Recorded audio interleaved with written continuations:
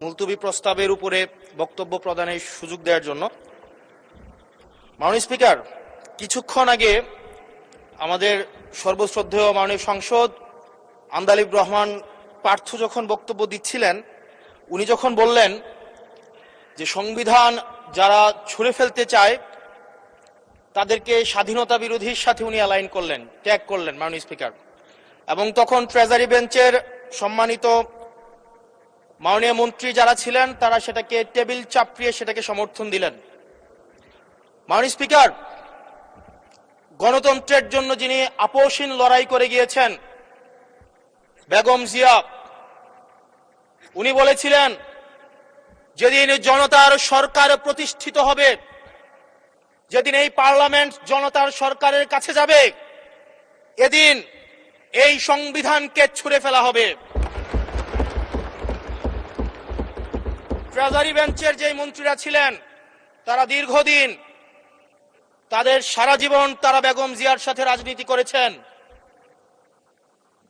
এই সংবিধান ছুঁড়ে ফেলার সাথে স্বাধীনতা যুদ্ধাপরাধীর অ্যালাইন করার যেটার হাততালি তারা দিয়েছেন, সেটির মধ্য দিয়ে বেগম জিয়াকে তারা মূলত অপমান করেছেন কিনা তারা সেটা ভেবে দেখবেন।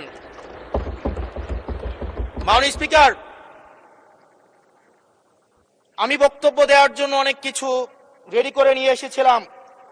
আমরা আইনমন্ত্রী বলেছেন রুশু পড়ার জন্য, তারপরে হবস পড়ার জন্য, মদিনা সনদ পড়ার জন্য পড়েছিলাম, কিন্তু আন্দালিব রহমান পার্থ সাহেব যে বক্তব্য দিয়েছেন, আমরা ক্লাস 8-9-এ যে ডিবেট করতাম সেটি রিভার্টাল দিলে 20 মিনিট সময় লাগবে। মাননীয় স্পিকার, আমি ওনার বক্তব্যের রিভার্টাল দিচ্ছি। উনি বলেছেন যে আমি কোট করছি, উনি বলেছেন ৭২-এর সংবিধানের কিছু কিছু বিষয়কে ওনারা সম্মান দিয়েছেন। তার মানে কিছু কিছু বিষয়কে ওনারা সম্মান দেয় নাই। তার মানে এই অভ্যুত্থানের পরে এই সংবিধানের কিছু অংশ ওনারা মেনেছেন, কিছু অংশ ওনারা মানেন নাই। ওনারা কেবল ওই অংশটাই মেনেছেন যে অংশটা ওনাদের পক্ষে গিয়েছে, যে অংশটা ওনাদের বিপক্ষে গিয়েছে এই অংশটা ওনারা মানেন নাই। মাননীয় স্পিকার, এই ধরনের প্রকৃতি সম্পন্ন যারা আছে বাংলাদেশের পার্লামেন্ট, যারা দেখছেন তারা সিদ্ধান্ত নেবেন, যারা কখনো কখনো কনফরমিস্ট, যারা কখনো কখনো রিফর্মিস্ট, তারা মূলত অপরচুনিস্ট। এখন আমি সংবিধানের কিছু কিছু ধারা মানব, কিছু কিছু ধারা মানব না। আমি কখনো কখনো সাংবিধানিক, কখনো কখনো আমি অসাংবিধানিক।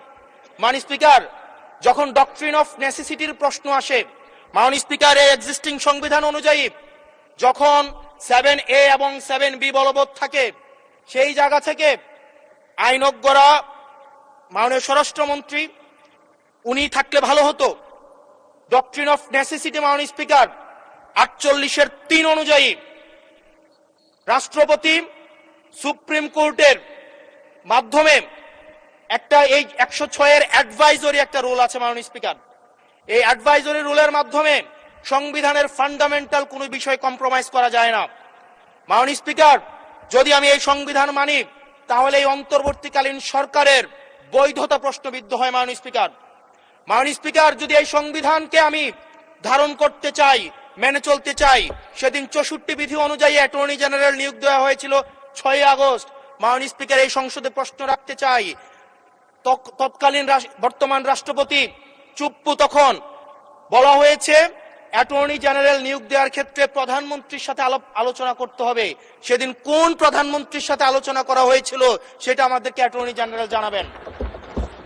আমাদেরকে অ্যাটর্নি জেনারেল জানাবেন যেই হিয়ারিংটা হয়েছিল এই হিয়ারিং এ উনি উপস্থিত ছিলেন কিনা।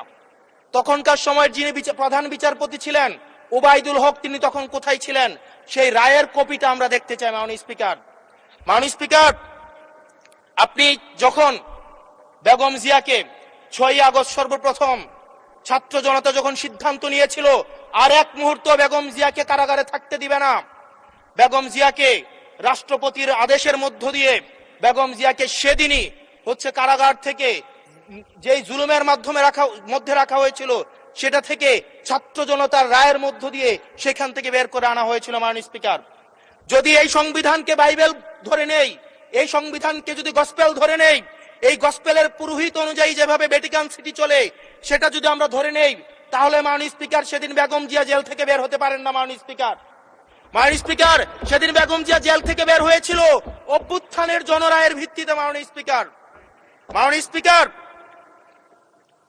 আপনারা বলছেন, আপনারা ঠিক সেই জায়গায় আপনারা সংবিধানকে আপনারা মানছেন যেই জায়গায় সংবিধান থেকে আপনারা বেনিফিটেড হবেন। মাননীয় স্পিকার, গ্রামের ভাষায় কথা আছে, বলতে চাই না, যে গাং পার হইলে মাঝি কোন দুলা ভাই। ছাত্ররা, আপনাদের নেতা কর্মীরা গত 17 বছর ধান খেতে ঘুমাইতে হয়েছে, ত্যাগ তিতিক্ষার মধ্য দিয়ে যেতে হয়েছে। মহাসচিব কান্না করে বলেছে তাদের নেতা কর্মীরা ঢাকায় এসে রিক্সা চালিয়ে জীবন নির্বাহ করত।